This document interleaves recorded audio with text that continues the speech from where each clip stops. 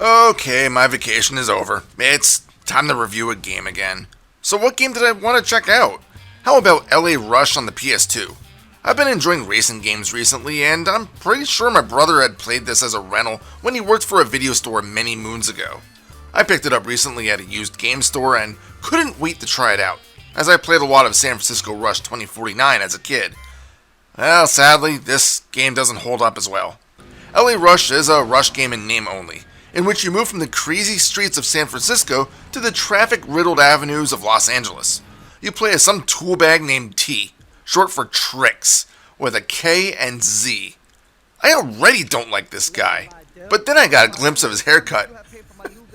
Are you freaking serious? Do people really think this is a good do? I think it's just plain ridiculous, but then again, I've never been part of the cool crowd. Anywho, T is a well-to-do individual, and he has a substantial amount of cars in his garage, so we can only assume that he earned his wealth from racing. He ticks off the wrong person before heading on vacation, and when he returns home, he finds his mansion a mess and all of his vehicles missing. All of this is shown you in a pretty lengthy intro scene, flaunting the ladies and cars alike in a high-end party that I would never be comfortable at. Now T needs to start from the bottom again and build up street cred by winning lower tiered races before tackling the guy who took him down a few pegs. This game is open world, allowing you to drive to whatever destination you choose.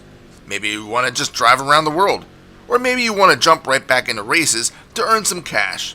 Obviously, the latter is the better option since there's really not much reason to actually explore the world and not partake in competitions. Events follow your basic checkpoint style racing theme. You start a race, and regardless of whether it's a point A to point B sprint or a 3-lap track, you are given checkpoints to drive through.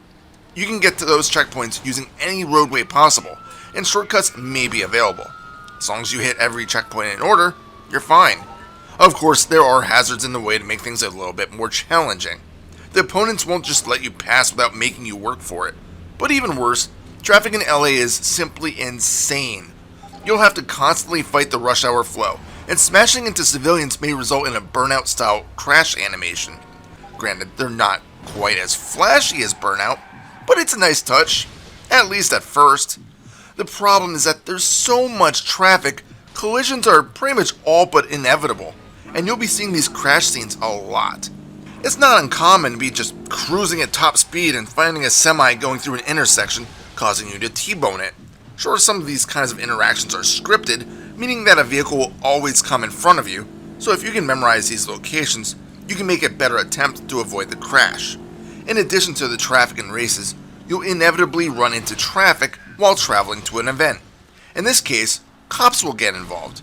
Once cops turn on the sirens, they won't stop chasing you until you start a race or get stopped by them, in which case you'll get a ticket. Although there are 5 levels of police attention, it's very easy to get right to the max level within seconds, forcing the entirety of LA's police force on your tailpipe. They are more than a nuisance than anything though, since only once have I received a ticket. Oddly enough, as easy as it is to strike other vehicles, it's impossible to eat a tree. I'm being literal here, you cannot crash into trees. Instead, your vehicle will simply slide around them, like some magical Vaseline had been applied to every trunk.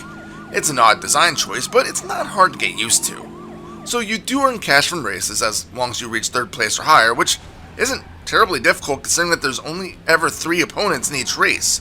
So you really only have to make sure that you don't end up in last in a race to at least get your entry fee back.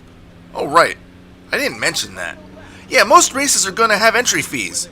This isn't an awful design choice at first, but there is one critical flaw to this. If you fail a race, you can't simply retry it. You'll have to pay the fee again. Again, not terrible, but here is what is. Entry fees are often so expensive that if you fail, you're pretty much required to play earlier races, possibly even the very first race available, since it doesn't have an entry fee to earn your money back. If you do well, you won't run into any monetary problems, but all it'll take is one bad crash to cause you to end up in last place. Cash isn't just used for events either. You can enter a West Coast Customs location to pimp your ride. Because of course you can. Pimping is worth it as it does give you performance upgrades to your ride of choice, but all of the other things that they did to your whip are narrated to you by some dude that apparently did the work. I would have preferred to just have a simple upgrade system, but hey, some players might like this kind of thing. There's one last event that causes you to pay up that hard-earned green stuff. There are story events in which T is given the location of one of his repossessed rides, and once you reach that area, you have to drive back to your mansion in that vehicle while being chased by the bad guy's goons. In these events, your vehicle has a durability gauge, and if this depletes, you'll have to retry since the car is considered totaled. Again, this is fine, but what kills this style of race is that once you reach the mansion, you'll have to pay for all of the damage that the bad guys did. These repairs are not cheap, so if you take too many hits, it may not be a bad idea to restart the race, since these are always free to start. So that's the premise of LA Rush. Earn cash, spend cash to race, and locate more vehicles to add to your garage.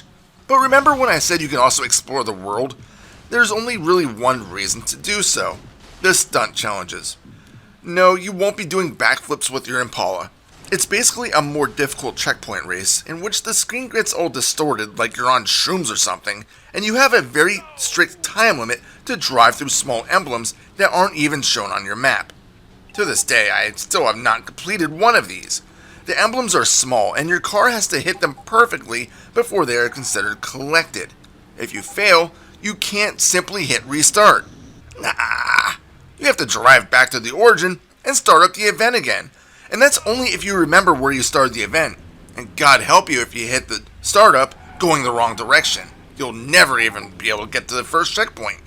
According to a loading tip, completing these stunts might reward you with high-powered prototype vehicles, but since I can't complete one, I cannot confirm this. So far, the game probably doesn't sound too bad, and really, it's not. But it's not good either. Races are too difficult for their own good.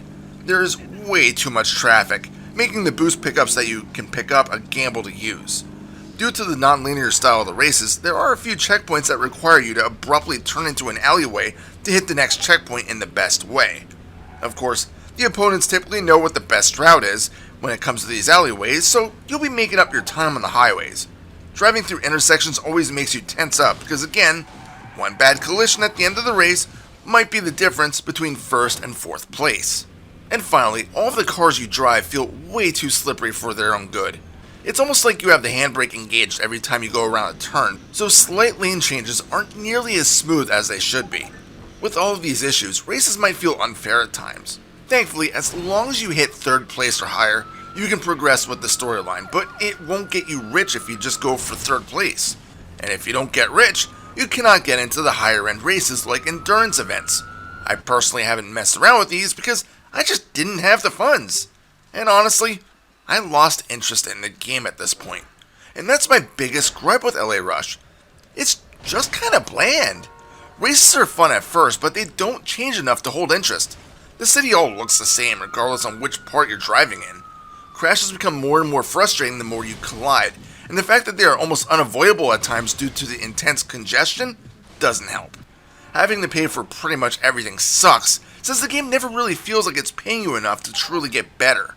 Finally, not having enough money to engage in races, and forcing you to drive a high-end sports car in an entry-level event just to earn a few $1,000 really bites. LA Rush had the premise of being a great game, but too many flaws drag it back down to mediocrity. I lost interest after about 4 to 5 hours of playing, and I can't say that I'm going to pick it back up again. The traffic, the crashes, the poor economy system, lackluster music, and trippy stunt visuals that feel completely out of place make LA Rush an experience that should only be viewed for racing game fans that have played almost everything else of the era. It's not the worst game ever, but it definitely doesn't break any molds. Final score, 4 out of 7. This is Reaper. Happy fragging.